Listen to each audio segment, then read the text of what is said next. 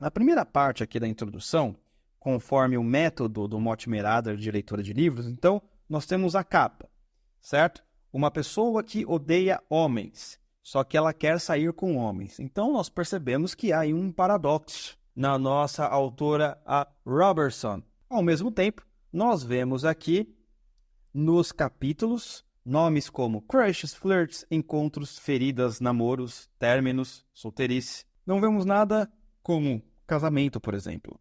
E você vai entender por quê. Um dos motivos que eu acredito que você já descobriu é porque essa geração é líquida. Não gosto de usar muito esse termo, mas é exatamente isso. Nada dura, tudo se desfaz, nada fica para a eternidade. Tudo vira pó. Continuando aqui, então, a nossa autora ela vai dizer a seguinte frase. Penso em homens o tempo todo. Ok, ela fala que está pensando em homens aqui a todo tempo. No modo como eles me oprimem enquanto indivíduos. Donald Trump, o grupo. Esta mulher americana, ela acredita que o Donald Trump, que ela nunca conheceu, que ela nunca teve contato, apenas foi o presidente dela, a oprime de alguma maneira. É como se fosse uma espécie de opressão tecnológica, uma espécie de opressão psicológica, porque o fato de o Donald Trump aparecer na TV, ela já se sente oprimida. É uma opressão subjetiva ou em grupo. Então também, quando ela vê um grupo de homens, ela também se sente oprimida. Mas vamos continuar aqui, vamos continuar. Você que está comigo vai ter que ficar até o final. Não vai embora, não aguento. Vai ficar até o final, certo? Não vai começar a falar, estou me sentindo oprimido. Pelo amor de Deus. Vamos lá. Continuando aqui. E no modo como eles são gatos enquanto indivíduos. E, além disso, penso em como perder tanto tempo analisando como eles são gatos enquanto grupo pode estar me oprimindo. Incerta quanto ao que fazer, escrevi este livro. Evidentemente que esse é um livro que a autora ela tenta colocar um tom de humor, mas pelo que vocês estão percebendo, há mais política do que humor. Enquanto ali nos capítulos nós olhamos que, olha, parece que aqui nós temos aqui graus de relacionamento, não é? Às vezes eu brinco com a rapaziada, né? Com a turma, com vocês, né? Eu falo assim, olha, hoje em dia tem ficante, né? Tem ficante premium, ficante silver, ficante gold, ficante bronze. E é exatamente o que ela está fazendo. Mas o que é isso daí? Isso aí não é nada. Não é nada. Mas veja que, tanto nos capítulos quanto nesta primeira parte da introdução, está se falando mais de política do que de relacionamento em si ou do que de humor.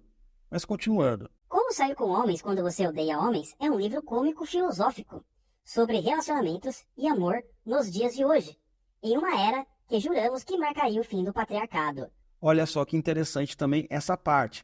Ela começa a descrever que o gênero do seu livro é de cômico-filosófico sobre relacionamentos. E ela coloca o quê? Não, mas tem o patriarcado. Você entendeu? Eu achava que o patriarcado tinha acabado, mas faltam 5 séculos. Então, nós já estamos entendendo o elemento. Então, me parece que ela não gosta de homens por causa de uma coisa chamada patriarcado. Será que ela consegue nos definir o que é patriarcado? Não estou pedindo estatística, não estou pedindo explicações filosóficas, estou pedindo uma definição.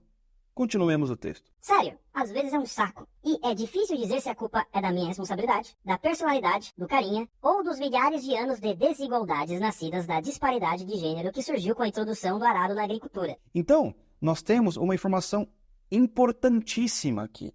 Temos uma pessoa que não se conhece. Ela não consegue reconhecer as suas qualidades e os seus defeitos, porque ela afirma, em primeiro lugar, que ela não sabe se a culpa é dela. Ora, se você não sabe se a culpa é sua, é porque você, de fato, não consegue entender a dimensão das suas ações, você não tem um padrão moral para julgar as suas ações. Você julga as suas ações de acordo com um padrão moral que você acha melhor. Mas o problema disso é que você pode mudar ele a qualquer momento, de acordo com aquilo que você acha mais interessante ou que dá mais likes. Certo? Quando ela afirma justamente isso. Não sei dizer se é culpa da minha personalidade ou da personalidade do carinha. Você tem que saber dizer. Se você quer se relacionar e você percebe que está tendo problemas naquele relacionamento, seja qual grau for, para você conseguir detectar o problema e resolvê-lo, você tem que entender se a culpa é sua ou se a culpa é da outra pessoa. Mas para você entender isso, você tem que saber quem você é, você tem que saber julgar as suas ações para dizer se eu estou certo ou se eu estou errado. Mas se você acredita num padrão moral relativista, você nunca vai saber se você está certo ou se você está errado. Certo? Para as ações de relacionamento. Porém, nós sabemos que a nossa autora, ela tem um padrão. Qual que é o padrão? Olha, existe um patriarcado. Tudo que o patriarcado faz, está errado. E tudo que o patriarcado faz para me prejudicar, também está errado. Então, se eu lutar contra o patriarcado, logo eu estou certo. Mas, de fato, isso não é um padrão moral, isso é o quê? Militância política. Pode, de fato, ocorrer, dentro de uma militância política, ter um elemento moral comum ali dentro. Mas, quando nós entramos na esfera da política, e principalmente da política ideológica, a moral, ela será conveniente ao momento ou ao objetivo que aquela ideologia tem para conquistar algo. E nós sabemos, por exemplo, na própria Revolução Russa, ali no ápice do comunismo, você tinha lá Lenin apoiando os capitalistas. Não, aqui vamos apoiar os capitalistas, por quê? Porque era de interesse você, justamente, fazer com que a nação tivesse bastante capital econômico para conseguir dar mais dinheiro para as instituições, para os grupos e para os colegas de partido, para assim poder fazer com que a revolução alcançasse lugares até então inimagináveis. Então, a moral comunista, alguém poderia até dizer o seguinte, não, peraí, nós não lidamos com capitalistas, lida assim, meu filho, lida-se, tá? Então, esse é o ponto interessante da autora, né? E é evidente que depois ela vai colocar também ela não vai deixar isso escapar, que talvez seja por causa do quê? Dos milhares de anos de desigualdades nascidas da disparidade de gênero que surgiu com a introdução do arado na agricultura, ou seja, do patriarcado, mas uma outra forma que ela chama de patriarcado. Lembrando, nós não estamos lidando com uma filósofa, ou muito melhor, com uma pessoa que tem precisão nos seus termos. Então, não iremos julgá-la dessa maneira. O livro não é um ensaio, não é um tratado. O livro é um desabafo, no geral. Tá bom, pessoal? Tá? Então, vamos julgar de maneira justa aqui. Correto? Então, ela vai continuar aqui. É evidente que eu estou pulando algumas partes. Ela vai dizer o seguinte. Você realmente odeia todos os homens? Você pode me perguntar. Não. Alguns de meus melhores amigos são homens. Então, peraí. A princípio, ela está falando não. Né? Então, os amigos dela, homens, ela não odeia. Mas será que é isso? O que será quando ela fala sobre ódio? O que será que é ódio para ela? Será que é ódio com uma intenção assassina? Ou será que este ódio é uma palavra que, não gostei do que o carinha fez comigo, logo eu odeio ele? Então, de fato, nós estamos tendo o que aí? Uma transformação. Você está tirando o significado da palavra ódio e colocando um significante. Ou seja, qualquer coisa que o homem faz ou que um homem venha fazer e que eu não goste, eu vou falar que eu odeio ele. E isso é um problema, porque se este livro, de fato, é um livro gringo que foi traduzido ao português, ele deve ter tido alguma relevância para essa tradução. Quantas meninas que lerão este livro serão influenciadas por esse termo? Eu odeio homens, mas eu quero ser com eles. As pessoas não sabem o que de fato significa ódio. Sabe quem odiou alguém? Caim odiou Abel. E você sabe o que aconteceu no final. Vocês sabem o final da história. Não é? Caim mata Abel por inveja. E por aí vai. Mas depois nós podemos entrar nesse quesito aí. Tá? Continuando aqui. De um modo geral, ainda me lembro com carinho de cada cara por quem fiquei interessada, ou com quem me envolvi romanticamente. São homens engraçados e atraentes. Alguns são muito gentis, vários são gatos. Temos uma mulher aqui que, até o momento, não parece ter uma relação muito prolongada. E podemos definir aqui, o que é muito prolongado para essa geração de hoje? 2 anos? Podemos colocar uma definição de relacionamento a longo tempo por 2 anos? Porque isso é a geração de hoje assim. Passou 4 meses, o cara já está entediado. Então, 2 anos é, de fato, muito. Então, ela está falando aqui que saiu alguns homens gentis, alguns bonitos, alguns atraentes, mas vários gatos, não é? Mas mesmo assim, mas por que você odeia, mulher? Nos explique, nos fale, nos dê a sua sabedoria, nos dê a sua definição, não é? Vamos lá. Chegamos ao ponto em que é claro a existência do patriarcado, e que papéis de gênero, até mesmo o conceito de gênero, estão irremediavelmente destroçados. Ou seja, ela não fala o que é patriarcado. Ela não sabe nos dizer, ela não sabe nos definir o que é o patriarcado até o momento. Mas ela fala, olha, isso daí existe. Então, a pessoa que for ler esse livro, a autora já toma como pressuposto que o seu leitor saiba o que é o patriarcado. Só que é o seguinte, cada um tem o seu conceito de patriarcado. Um dos conceitos é esse, que os homens odeiam as mulheres. Que existem, ou que todos os homens oprimem as mulheres, ou que todos os homens foram programados para bater nas mulheres, ou oprimi-las, seja psicologicamente ou seja fisicamente. Será que é isso? Será que é isso que a autora está querendo nos dizer? Vamos continuar aqui. Vamos começar a pensar. Não é? Continuando o que ela disse.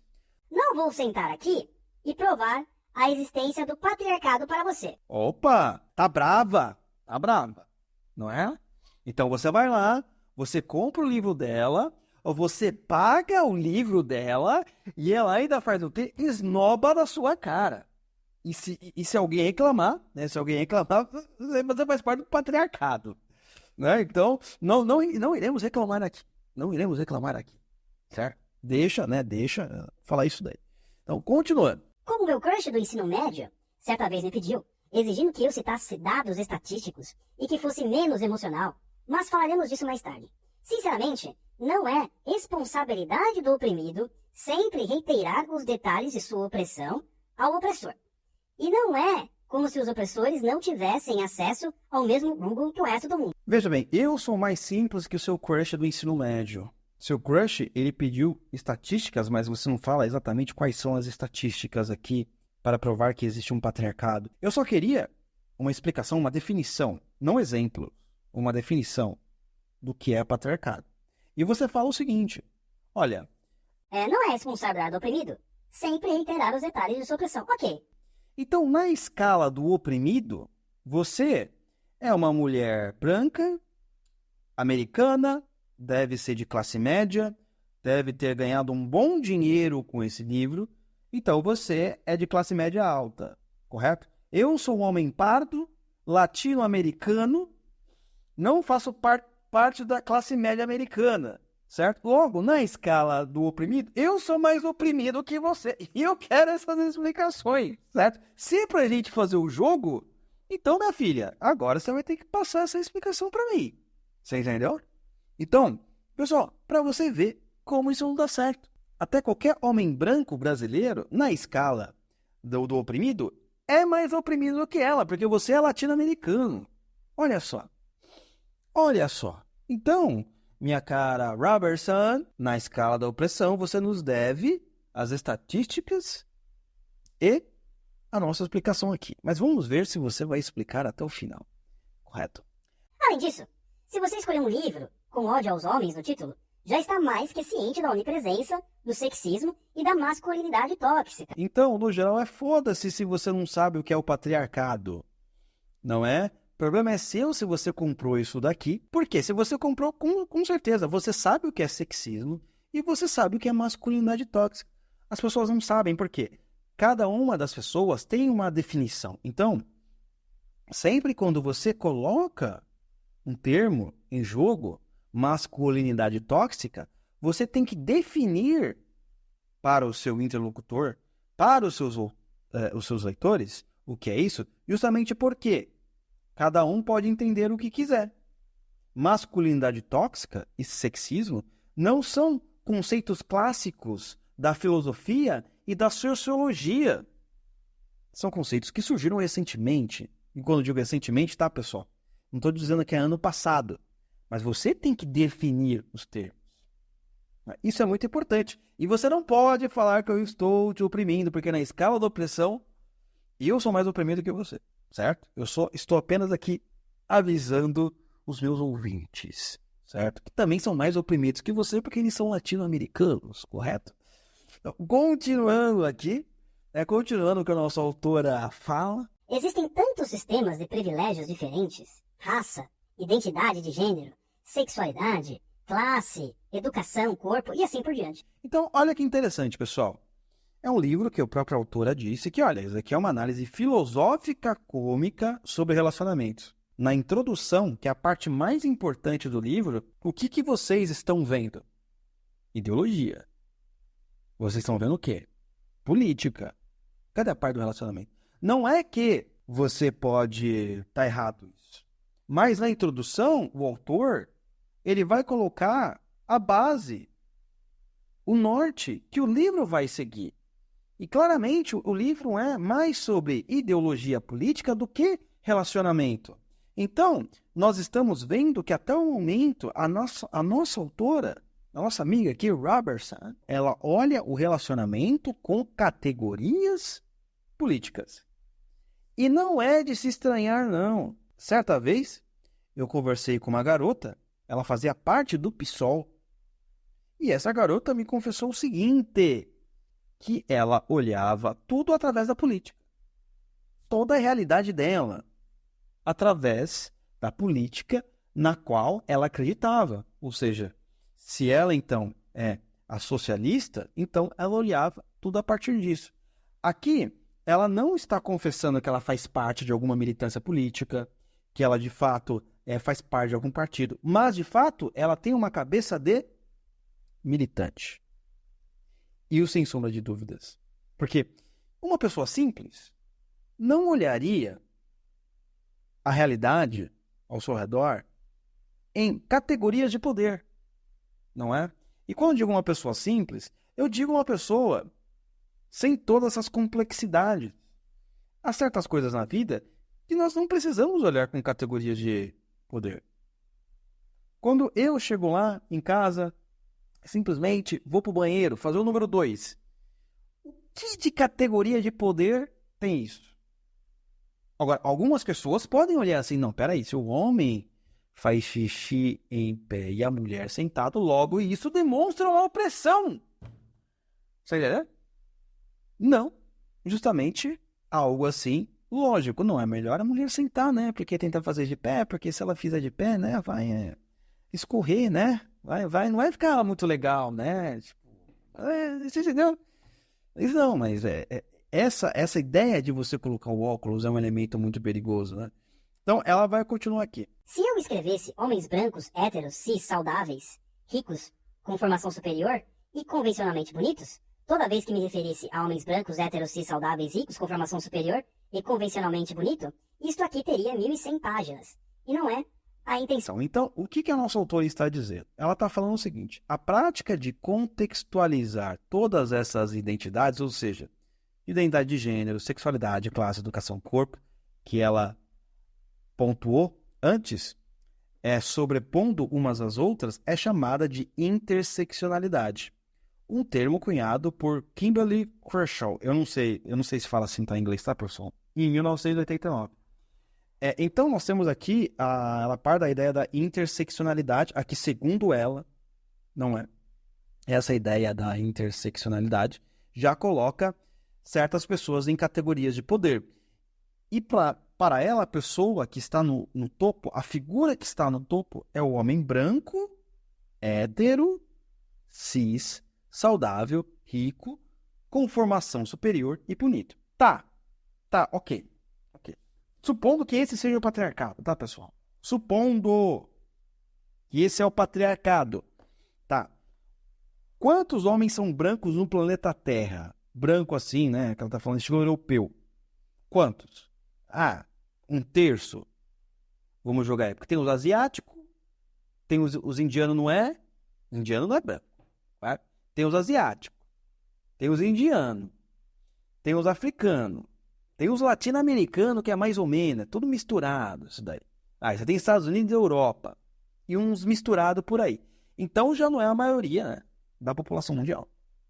Temos aí, vamos jogar aí para um terço. O negócio é vamos jogar para um terço. Ok, homem branco. Hétero. Tá? Todos os homens são héteros? Não. Tem aqueles que declaradamente não são héteros e tem aqueles que é escondido, entendeu? Escondido ali, gosta da bidoga à noite, ninguém vê nada. Peraí, já não é todo mundo. Então, o nosso funil, né, ele está aqui ficando cada vez mais restrito. Saudáveis, ricos. Vamos definir, então, saudável. O que é saudável para ela? O cara no shape? Né? Vamos botar o cara no shape. Quantos desses brancos, héteros, frequentam academia?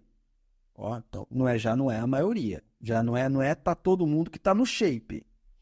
Agora, rico. Vamos colocar uma definição de rico aqui, tá? Não vamos ser injustos. O que você acha que seria alguém rico? Eu colocaria alguém rico, tá? Em uma definição bem simples, alguém que tem R$1 milhão na conta. Ok?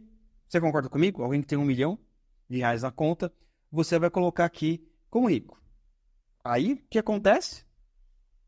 Esses homens que ela coloca, esses homens que estão no poder, este patriarcado, nós já temos um problema. Não são todos os homens. Já é uma minoria da minoria. Branco, hétero, no shape e com mais de R$1 milhão na conta. Com informação superior e bonito, sabe? Estilo o Jim Caviezel, né? O Jim Caviezel que fez o Super-Homem. Não lembro se é o nome desse autor. Cara, são quantos? 1.000 na face da Terra? São quantos? Não, sei lá, 10.000? Não sei qual é o seu nome, mas, cara, é um número muito ínfimo. Comparado até pela quantidade de homens brancos que nós temos. Pobres, fudidos, feios, que não estão no shape e que não têm formação superior. Quem são esses homens? Então, assim, se ela está falando que existe um patriarcado, e é o patriarcado que não deixa ela ter um relacionamento estável, e esse patriarcado, ele é feito por esse tipo de homens, ora, então, minha cara Robertson, você está se envolvendo com homens errados. Você pode vir aqui. Eu tenho uns amigos para apresentar. Não é? Eu tenho uns amigos para apresentar. Eles não são brancos. Alguns são brancos, outros não são. Alguns são héteros também, outros... a gente não sabe, né? Hoje em dia, às vezes, o cara é meio escondido. Rico também não é. Saudável, tá tudo gordo, fudido. Formação superior? Serve técnico? Tá tudo bem? Bonito, eu não sei. Eu não sei. Eu não sei. Aí você tem que ver. Mas não são. Jim Caviezel, o cara é quase uma estátua grega feita à mão. Então, olha que interessante, né? Você pega assim, até aqui o André cada Oliver Talk aqui. Ele é branco? É. Ele é hétero? É. É saudável? Tá no shape? Não. É rico? Não. Tem formação superior? Tem. É o Jim Caviezel? Não. Onde ele mora? Em Los Angeles? Malibu? Não. São Mateus? Não. É ele que faz parte do patriarcado. É ele. E veja bem, antes que alguém venha e fale assim para mim, não, mas espera aí, você não está entendendo o conceito de patriarcado aqui. Não, espera aí. Estou me utilizando do conceito do patriarcado que a autora repassou. Se existe um outro, tudo bem, mas é o que a autora está nos passando aqui, certo? Vamos lá então. O que não quer dizer que esteja imune a coisas como privilégio masculino, discriminação de gênero e caras gatos me manipulando por mensagens com um nível de eficácia que beira a experimentação psicológica. Certo? Então aqui a autora ela está falando, olha, eu também sou uma mulher branca, hétero, cis, saudável, com formação superior, e também privilegiada. E ela se reconhece privilegiada, mas ela reconhece, olha, existe esse grupo de caras fodásticos que podem me oprimir. Então, vamos lá. Cara, Robertson, isso diz muito mais respeito a você do que sobre esses caras. Eu vou ser bem sincero. Por quê? Você fala o seguinte. E caras gatos me manipulando por mensagem com nível de eficácia que beira a experimentação psicológica. Meu, por que você vai sair com um maluco? Você entendeu? Tanto cara, gente boa. Você sai com malucos e escreve um livro sobre esses malucos. O que acontece? Você só tem experiência ruim com esses malucos, logo você fala assim, não, todos são malucos. E esses malucos fazem parte do patriarcado. Então, é o seguinte, Robertson, você tem que ver, na verdade, com quem você está saindo também. Você tem que olhar para si e enxergar isso. Se você só está saindo com essa turma aí, que são caras que te manipulam, conforme você disse, isso diz muito respeito a você. Quais são as suas companhias? Por que você não consegue sair com pessoas equilibradas? Me diga, aonde você procura esses homens? Às vezes é isso. Onde você procura? Você entendeu? É só uma pergunta. Ok, vamos lá. Aí ela continua aqui. Neste livro, escrevo sobre como o valor da mulher foi reduzido ao corpo sexual, o que afeta ainda mais as mulheres não brancas. Agora, Robertson, você usa uma pequena contradição aqui. Por quê? Você fala que como o corpo da mulher foi reduzida ao aspecto sexual. Mas você age para que isso aconteça. Você não procura relacionamentos estáveis, ou pelo menos não pretende manter um relacionamento estável, escolher um homem que não te olhe apenas como um objeto, mas você também, quando você começa a agir assim, só sai com um cara maluco, só vai ficando, só não sei o quê, você também faz parte disso. Você também contribui para que a mulher seja só vista como um corpo sexual. Ora, e quando a gente vai reclamar, por exemplo, quando a gente vai reclamar assim, olha, eu acho a música da Anitta, ou no caso aí, sei lá, Britney Spears, nem sei se Britney Spears canta mais. Olha, eu acho as músicas da Anitta e eu acho como a Britney Spears se apresenta de uma maneira muito sexualizada. O que acontece? Nossa, mas como você é conservadora? Nossa, você é um moralista? Oxe.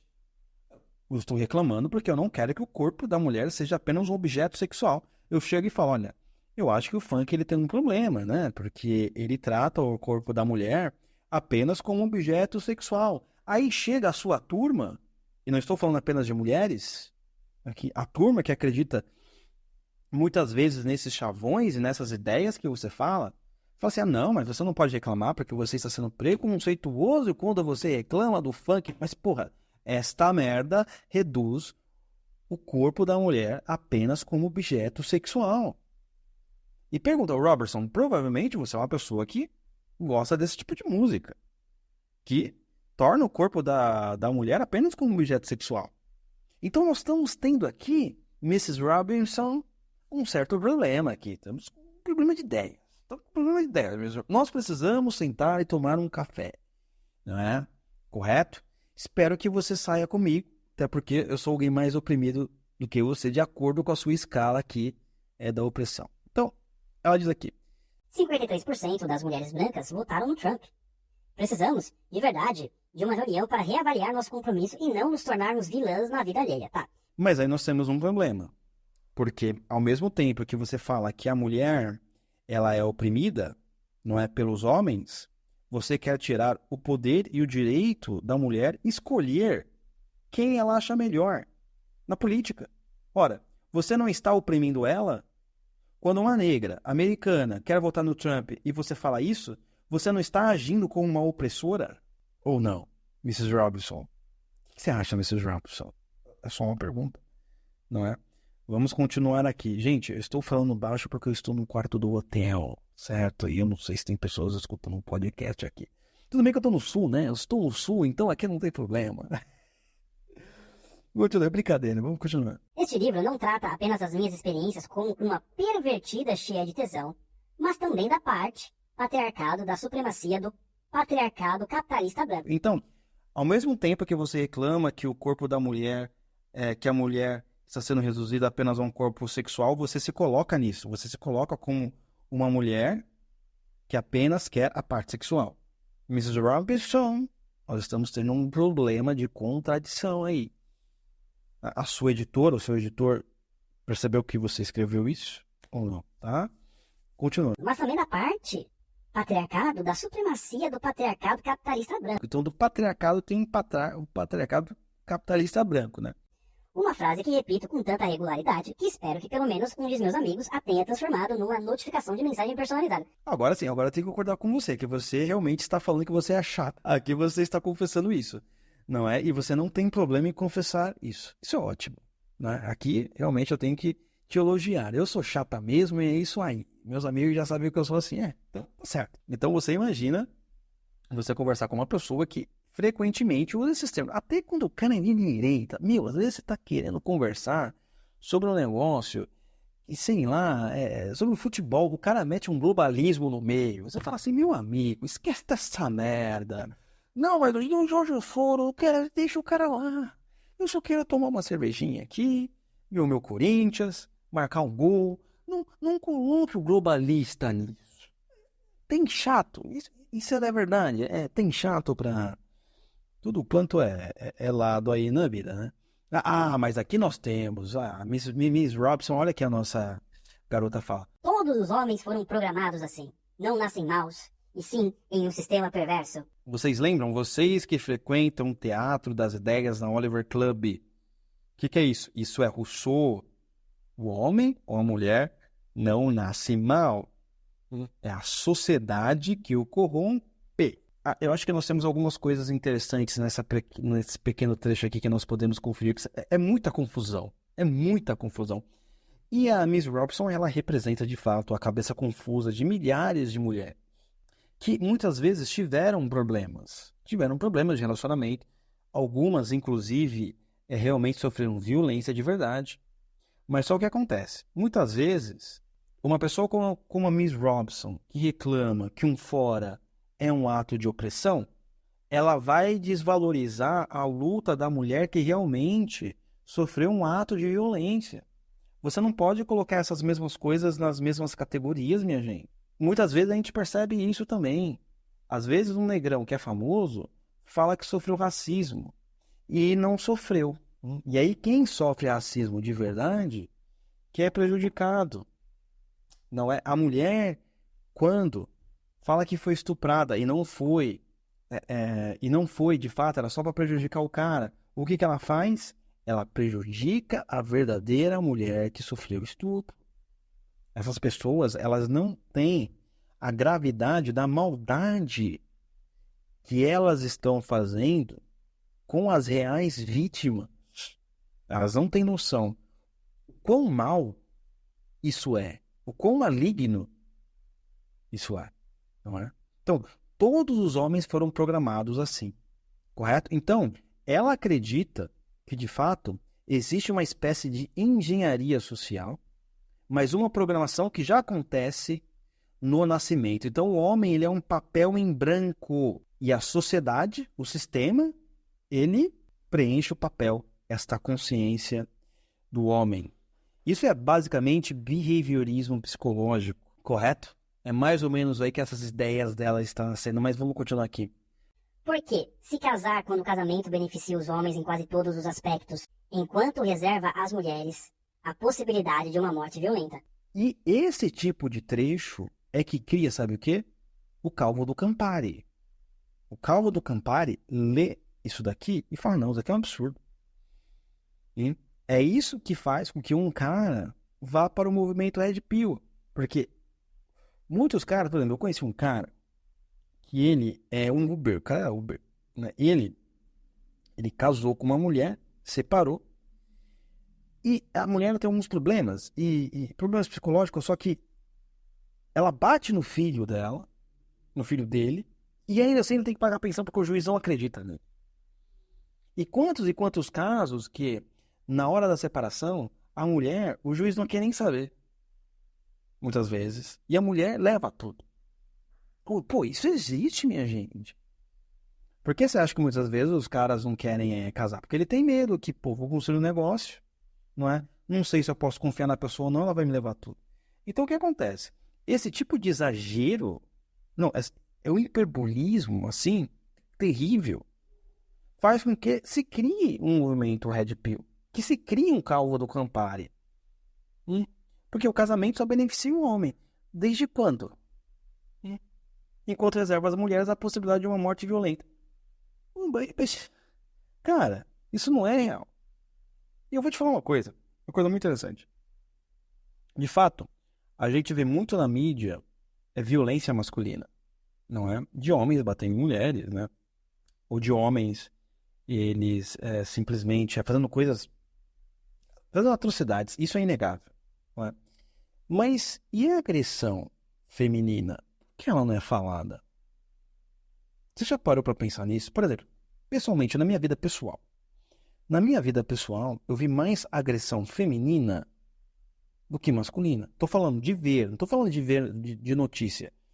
Eu morava, por exemplo, numa rua em que todo o dia a vizinha gritava com o seu marido. Gritava assim de escândalo. Você não sei o quê, você não posta. Oxe. Imagina se um cara gritando com uma mulher assim. Todo mundo, não, já vem a polícia. Mas, cara, gritar, por exemplo, é um tipo de agressão psicológica. É uma falta de respeito. Não é?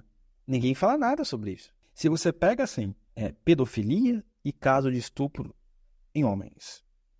O menino, quando ele passa por um ato de pedofilia, ele não tem, basicamente, assistência nenhuma.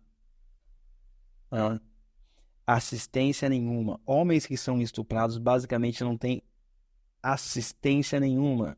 O cara só vai contar com 50 anos de idade e olhe lá. Não se fala nada disso, você entendeu? A última vez que eu vi é que os números de estupro era de que estava em torno de 20 a 25% estupro em homens, porque tem estupro na cadeia. Estupros forçados. Não somente na cadeia, em casais também. Não é? De 2 homens. Ou você acha que não? Mas veja bem, eu tava lá 20%, mas a gente sabe que esse número é subdimensionado, porque os homens, eles não contam. Entendeu? Os caras, eles não contam. Então, esse tipo de frase aqui cria um movimento Red Pill, cara. Cria um movimento Red Pill. Os caras vão olhar isso daqui e vai, não, tá vendo? Agora elas acham não sei o quê. Enfim, lembrando que eu não sou Red Pill, eu não sou nada disso, mas continuando aqui. Mas passei a acreditar que estamos apenas abrindo caminho às cegas por uma gigantesca selva de teias de aranha, rumo a uma nova ordem mundial. E o fato de que tenho 27 anos e não sou casada, nem estou vivendo um relacionamento estável, diz mais sobre o nosso tempo do que sobre mim. Diz as duas coisas, Mrs. Robinson. Diz sobre o nosso tempo, é um fato. Eu acho que aqui você foi certeira na questão de falar sobre uma nova ordem mundial nos relacionamentos. É evidente que famílias fracas, ou melhor, famílias que nem existem mais, pessoas que moram sozinhas, ou que não conseguem manter um relacionamento até a morte, elas são aptas a fazer tudo que o governo deseja, ou aquilo que você reclama, Miss Robinson, que é a famosa engenharia social. Não é? Porque família forte, e eu não estou dizendo no pior sentido da palavra, estou falando de uma família que tenha carinho, educação, saúde, etc, etc, etc, vai passar os valores para os seus filhos. E as instituições governamentais não terão poder sobre as crianças, por mais que os governos venham mudar.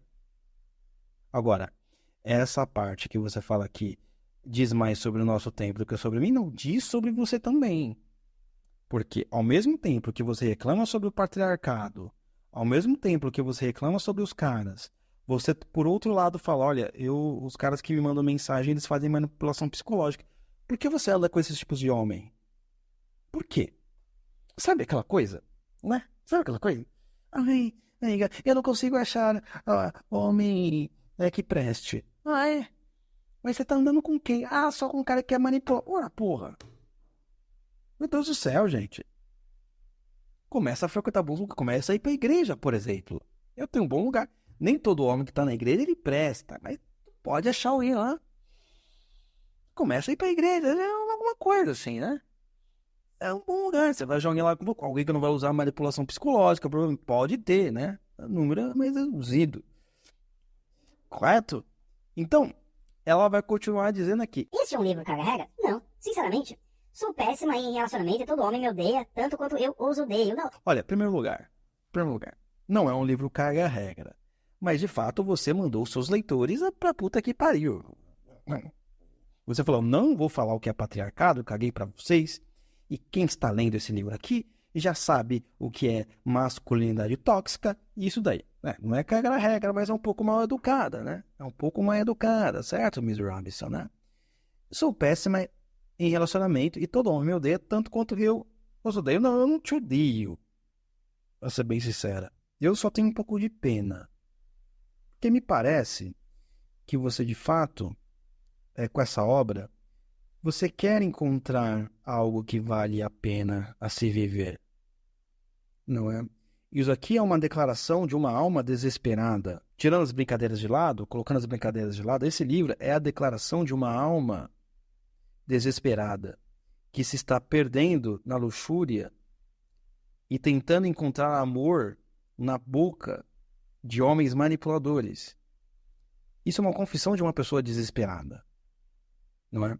Então, eu não te odeio, eu tenho pena. Não te odeio, só tenho a mais pura pena.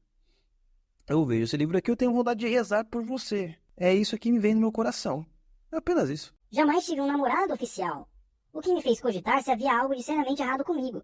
Olha só, não é uma pessoa digna de pena? Tô perguntando para você, leitor, ouvinte. Não é uma pessoa digna de pena? Não que a gente não vá justamente fazer a crítica daquilo que ela está fazendo de errado, desse tipo de propaganda. Mas você olha, não é uma pessoa totalmente perdida.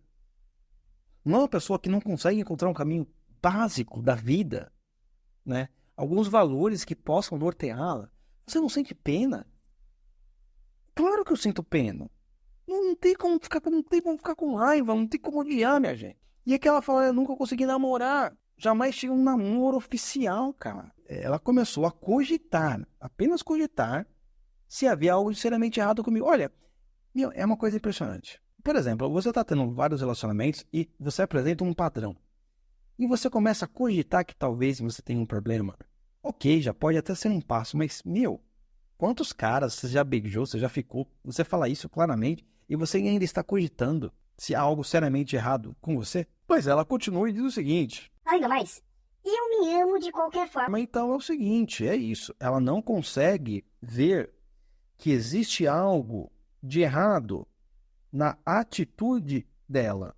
Ela só consegue ver que, não, os homens que eu me relacionei, eles são problemáticos. E eles são problemáticos mesmo. Por quê? Eles se relacionaram com você também, que é problemática. Todos os homens que você relacionou são problemáticos. Assim como você também é. Mas você não consegue ver. Às vezes você cogita e depois você fala, eu me amo de qualquer forma.